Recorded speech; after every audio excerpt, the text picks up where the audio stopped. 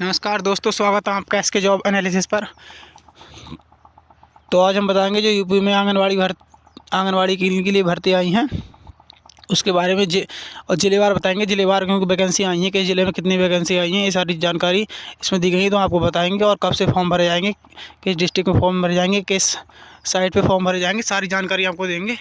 तो देखिए, यहाँ से स्टार्ट करते हैं और बताते हैं आपको। यहाँ पे ये सचिव प्रेसर रामिका सिंह हैं, कोई इनकी तरफ से आया ही नोटिफिकेशन जारी हुआ है।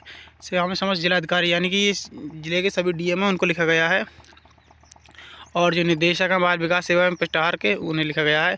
तो इसमें लिखा गया है, देखो, समन्वित बाल विकास परियोजना कार्यक्रम के अंतर्गत आंगनवाड़ी कार्यकर्तियों, मिनी आंगनवाड़ी कार्यकर्तियों एवं सहायिकाओं की मानदेय पर नियुक्ति हेतु चयन प्रक्रिया का पुनर्निर्धारण, यानी कि अब दोबारा से आंगनवाड़ी की नियुक्तियाँ होंगी, पुनर्नियुक्तियाँ होंगी तो फॉर्म भरे जाएंगे। इसमें आगे लिखा है, महोदय महोदया, समन्वित बाल विकास कार्यक्रम के अंतर्गत आंगनवाड़ी कार्यकर्तियों, मिनी आंगनवाड़ी कार्यकर्तियों एवं सहायिकाओं की मानदेय पर संविदा आधारित नियुक्ति के संबंध में पूर्व में निर्गत समस्त शासनादेशों को अवगर्मित करते हुए एतद द्वारा सम्यक विचार उपरांत चयन प्रक्रिया निम्नवत प्रख्यापित की जाती है। यानी कि जो भर्ती होगी वो संविदा के आधार पर होगी, संविदा के आधार पर ही आपकी नौकरी मिलेगी। और इसमें शैक्षिक योग्यता देखो, इसमें सारी डिटेल दी है कि आयु सीमा क्या होगी।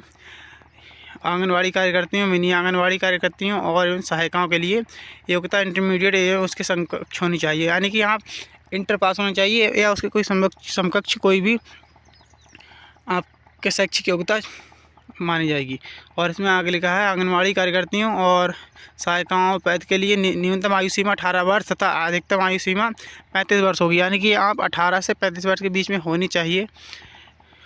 और आयु के संबंध में आंगनवाड़ी कार्यकर्तियों एवं मिनी आंगनवाड़ी कार्यकर्ती एवं सहायिका के लिए हाई स्कूल अंक तालिका एवं प्रमाण पत्र में अंकित जन्मतिथि मान होगी, यानी कि जो हाई स्कूल की आपके मार्कशीट होगी उसमें जो आपकी जन्मतिथि होगी वही मान होगी।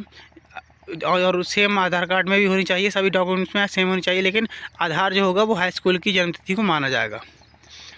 और 62 वर्ष की आयु प्राप्त होने के उपरांत उनको मानदेय आधारित सेवाएं स्वतः समाप्त हो जाएंगी, यानी कि आप 62 वर्ष तक ही आंगनवाड़ी बनी रहेंगी, उसके बाद आपकी सेवाएं समाप्त की जाएंगी, यानी कि आप रिटायर हो जाएंगी। ऐसी सेवा समाप्ति सेवानिवृत्ति की तिथि प्रत्येक कैलेंडर वर्ष 2 मई से 30 अप्रैल में 30 अप्रैल रहेगी। यदि किसी कार्यकर्त्री सहायिका की आयु मई 2024 में 62 वर्ष पूर्ण हो रही है तो उसकी सेवा समाप्ति सेवानिवृत्ति दिनांक 30 अप्रैल 2025 को हो जाएगी।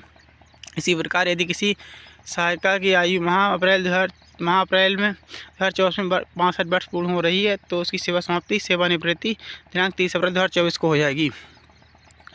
ये तो चलो बात का बात है। इसमें चयन हेतु पात्रता और अर्हता दी है, ये ज़रूरी है आपके लिए, ये बता देते हैं। सर्वप्रथम आंगनवाड़ी के लिए कुल रिक्त पदों के सापेक्ष 50% पर पदों पर आंगनवाड़ी की भर्ती हेतु अपेक्षित अर्हता पूर्ण करने वाली आंगनवाड़ी सहायिका से चयन की कार्रवाई की जाएगी, जिसकी प्रक्रिया निम्नवत है। अब आगे इसमें थोड़ा डिटेल दी है कि सर्वप्रथम अपेक्षा उसी ग्रामीण क्षेत्रों में उसी ग्राम सभा तथा शहरी क्षेत्रों में उसी वार्ड में स्थित उसी आंगनवाड़ी केंद्र के सहायिका जिसकी न्यूनतम अधिकारी सेवा निर्धारित कट ऑफ डेट को 5 वर्ष की न्यूनतम नियमित सेवा पूरी हो चुकी हो, शैक्षिक योग्यता न्यूनतम इंटरमीडिएट उत्तीर्ण या समकक्ष हो, उसकी आयु 50 वर्ष से अधिक न हो का चयन किया जाएगा। चलिए, इसमें तो और बाकी कुछ खास नहीं है और यही सब दिया है जानकारी। जो खास जानकारी हम आपको बता देते हैं।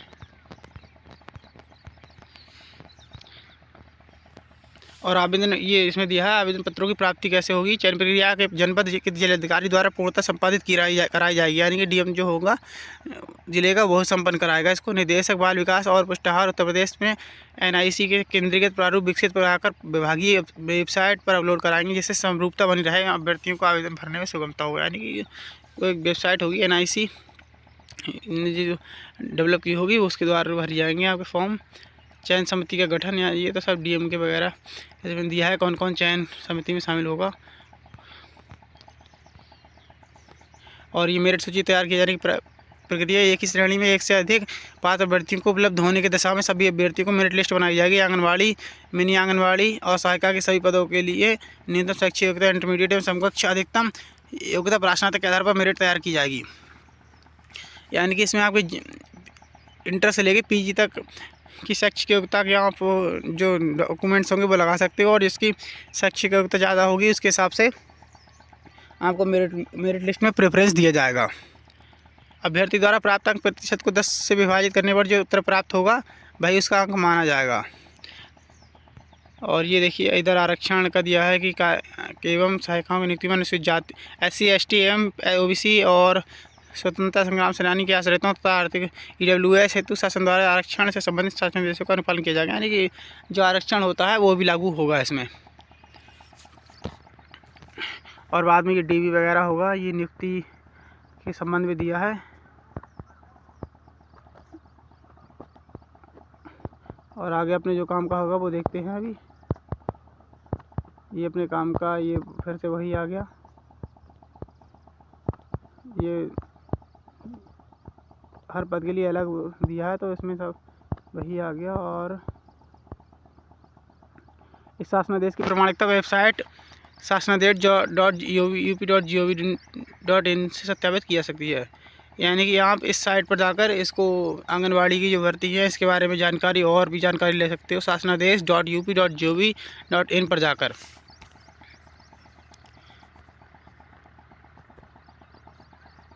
चलिए बस इसमें इतना ही था। और इसमें यहाँ भी वही साइट दी है कि इसके बारे में आप जानकारी ले सकते हैं। तो आप लोग अपने ज़िलेवार फॉर्म भर सकते हैं। आप देख इस ज़िले में कितनी वैकेंसी आई है, अभी ज़िलेवार इसमें ज़्यादा जानकारी नहीं दी है। जब जानकारी आएगी तो आपको बता दिया जाएगा। अभी इसका जो एक नोटिफिकेशन और आएगा इसमें दिया जाएगा किस ज़िले में कितनी वैकेंसीज़ हैं और कब से इसके फॉर्म ऑनलाइन होंगे। अभी इस नोटिफिकेशन आया है, इसमें तो अभी दिया नहीं है, ज़िलेवार तो दी नहीं है। जब आएंगे तो आपको हम बता देंगे। ठीक है दोस्तों, वीडियो देखने के लिए धन्यवाद। अगर आप वीडियो पसंद आई तो लाइक शेयर करें और सब्सक्राइब चैनल को ज़रूर कर लें आगे की ऐसी ही अपडेट के लिए। ठीक है दोस्तों, धन्यवाद।